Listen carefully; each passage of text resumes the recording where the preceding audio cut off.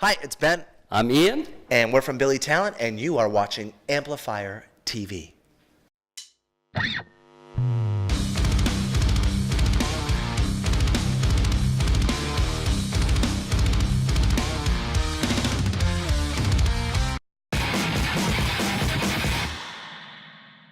I'm here with Billy Talent right now. Thanks for having me. This is actually our first interview in English, so it's a premiere. You're off to a good start. Yeah, I think so too. You guys started yesterday your tour in Europe. How do you feel being back in Europe, and what can we expect tonight in Freiburg? Well, yeah, we did a beautiful festival in the Alps yesterday called the Open Air Lumnesia. Fuck, I can never say it. Lumnesia, and it was absolutely beautiful. Like it was in the middle of the mountains, and yeah, it was spectacular. And we were the only rock band on the bill, so that's always can go in a couple different ways. Yeah. But it was great. The crowd loved it. We had a great time, and yeah, it was a great way to start the first tour. And happy to be back in Freiburg. We just realized that we haven't played Freiburg since 2007. Yeah. 10 long years we haven't been here, Freiburg. So it's nice to be back. Shame on you guys. Can you tell us more about the tour? Where will you be? And I think it's 1 month. Are you here in Europe, I'd say? This will be one of the longest tours we've done on this album cycle. I think we're here for like 6 weeks almost. And we'll be everywhere from Russia to Poland to all over Germany and Ukraine and UK at the end. Yeah, a bunch of places. Yeah, we're excited. It's nice to be over here in the summer and be outside and playing festivals with a lot of other bands that we're friends with. We get to run into them, so. Cool, sounds good.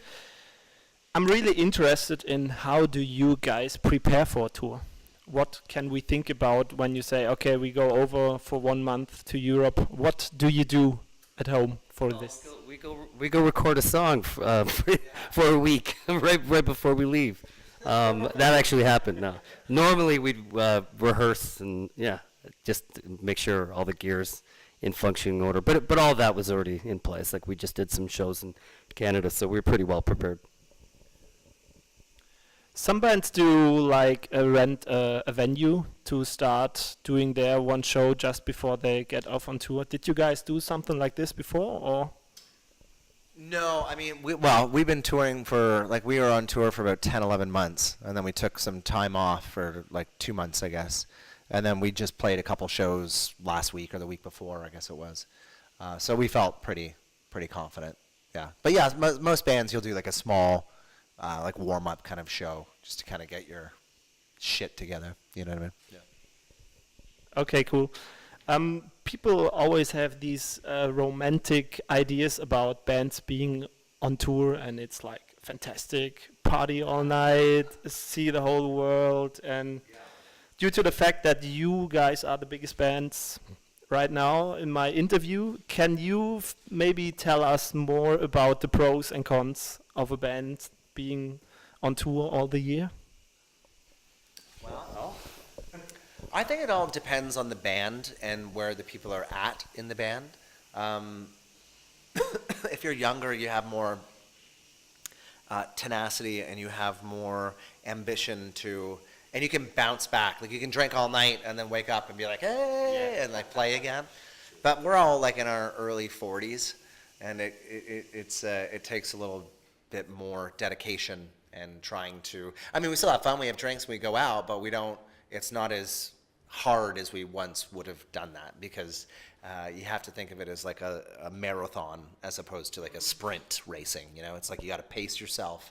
Take your time, and we're fucking losers. So we always just more or less just hang out in our dressing room with the other bands and our crew and go to bed. Yeah. So. Yeah. I think when you're younger, there's more of a sense of adventure because you're exploring and being in all these new places you've never been before, and taking in all these new cultures. And I think definitely when you're younger, you enjoy that more, and because it's an adventure. But as you get older, it's kind of better actually because you know what city has this scene or where this shop is or whatnot, and you almost feel like it's at home. You're at home as well.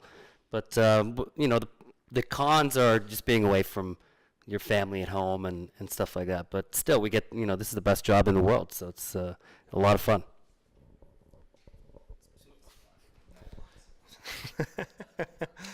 Okay.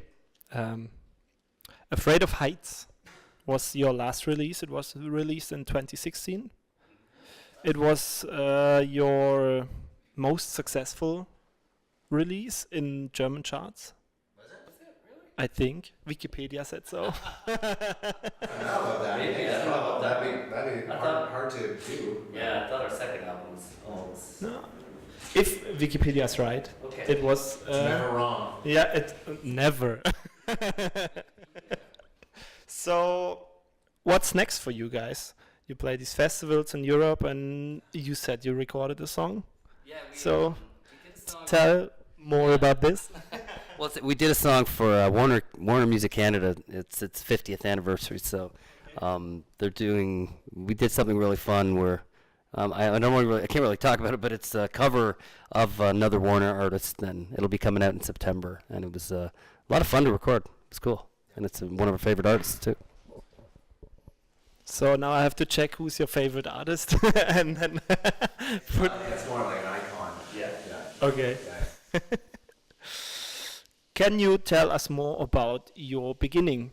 Because we have lots of local bands that we try to review and help them out. And what was it for you guys to start a band? And just tell a little bit about your beginnings.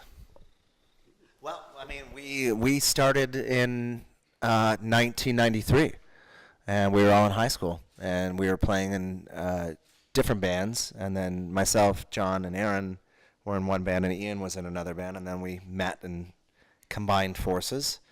And that was when we were kids.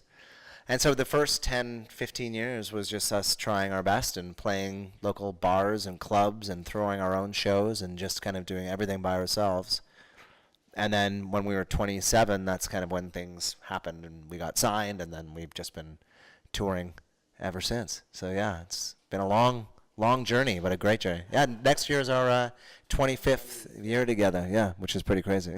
Yeah, the first 10 years, you know, we were trying to get somewhere, and eventually, you know, you kind of have to, if you hit a plateau, you have to look and think, what are we not doing that is not working? And I think we kind of did that towards our 9th year, and then things really just flipped for us within a year or two, and we changed the band name from Pez to Billy Talent, and it was a new beginning for us. So it's you know, it's for young bands out there. I think just keep doing it and persevere. If you really want to play music for a living, you're the only one in charge of that. So you got to keep doing what you do and getting better at what you do. Very good advice. Thanks for that. We are really interested in behind the scenes stuff. So can you tell us more about your writing process when you start to write for a new record? How can we think about that? Well, it usually is like I'll have a collection of phone messages that are just me, like, you know, over the course of, like, I'm still collecting them now, and then when there's like a pool of ideas, like 25 to 30, you know, riffs or chorus ideas or whatever, then just I kind of start putting them together, and then when there's, you know, a couple defined songs, then we'll start working on lyrics together. This is good. So your phone is very, very important. So if it's away, you're fucked. Yeah, it's not like I don't know. Some bands can just go in and okay, we're going in to write an album like it's a job, but I don't look at it that way. It's just like getting inspiration and having it come to you rather than you hunting it down. It's a better way to write, I think, because it offers you therapy and things in the process, which is great. When you write songs, what inspires you, or what is the influence for you? When you is it movies? Is it other bands? Is it like everything around? It's actually personal relationships and also, you know, things that are going on in the world that have affected us and we talk about as a band. Mm-hmm. Yeah, I mean, yeah. Well, I think I don't know. That is. I think no matter what you do, you're just affected by your environment. And you're affected by your surroundings, whether it be if you're a plumber or a teacher or a guitar player or a singer or like whatever it is.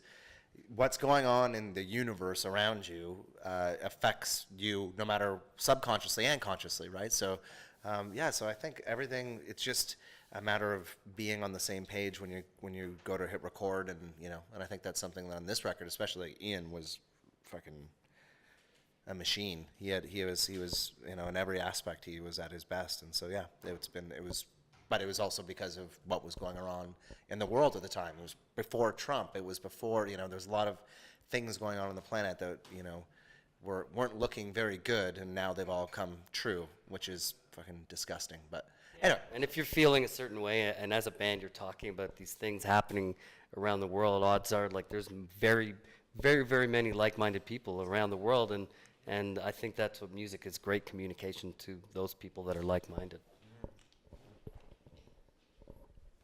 Sounds really good and is really true. Because it affects you in every second, and of course you will get to notice it in the music as well. You've been here before, like 10 long years ago. We have one last question always, and this is, can you describe Freiburg in just one word? Burger and fries. Burger and fries. That's great. No, I'm just kidding. Black Forest? Forest. Yeah, that's what I guess we It's right think there. It's right there. Yeah, it's right there. Yeah, I'd say Black Forest as well. Yeah, Black Forest. Okay.